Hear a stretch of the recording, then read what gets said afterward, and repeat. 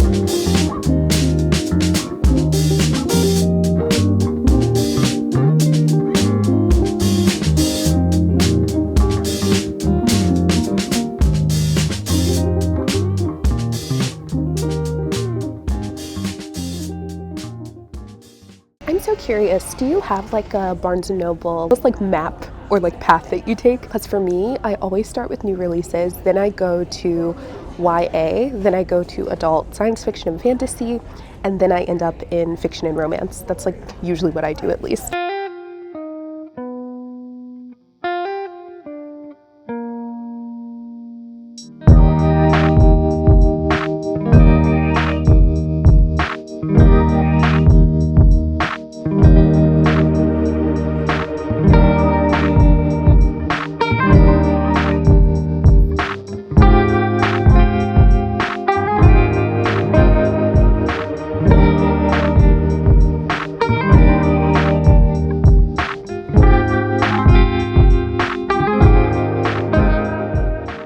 Life Ceremony by Sayaka Murata.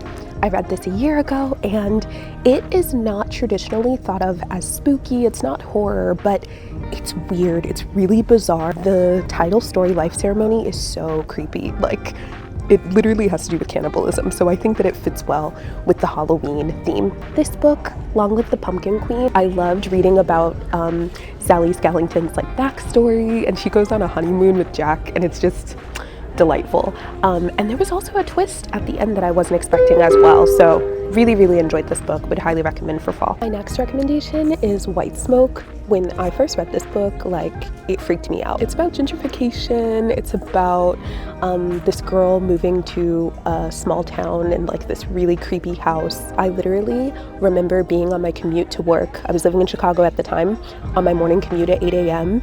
and I was like scared, like really scared in my seat on a crowded bus at 8 a.m. That is how scary this book is. I am so sad it's not here.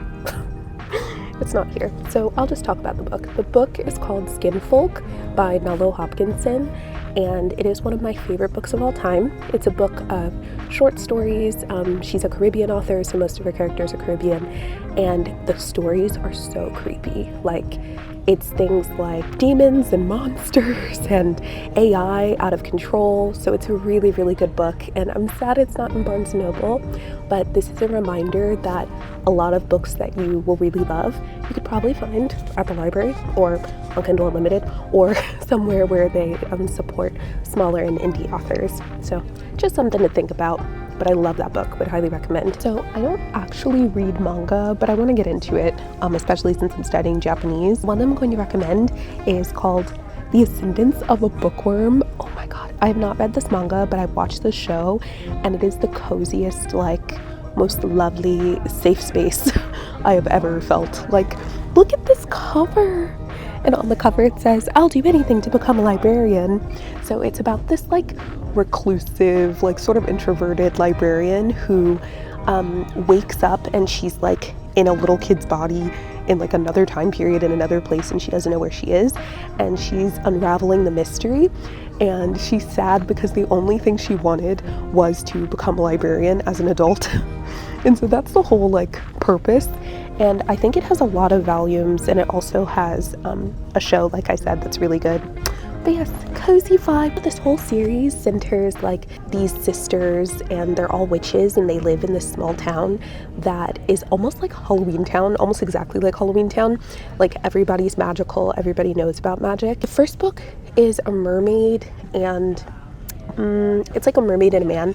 This book is, I think he's a psychic, and then the third one, he's a magician, and she's a witch, of course. It's like a good series. I would recommend it, is what I'm trying to say.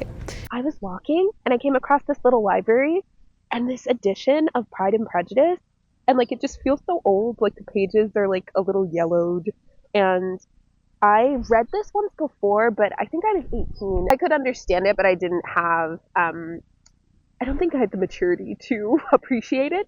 So I'm excited to reread this and see how I feel a second time around. Yes, Pride and Prejudice. I'm so glad I found this.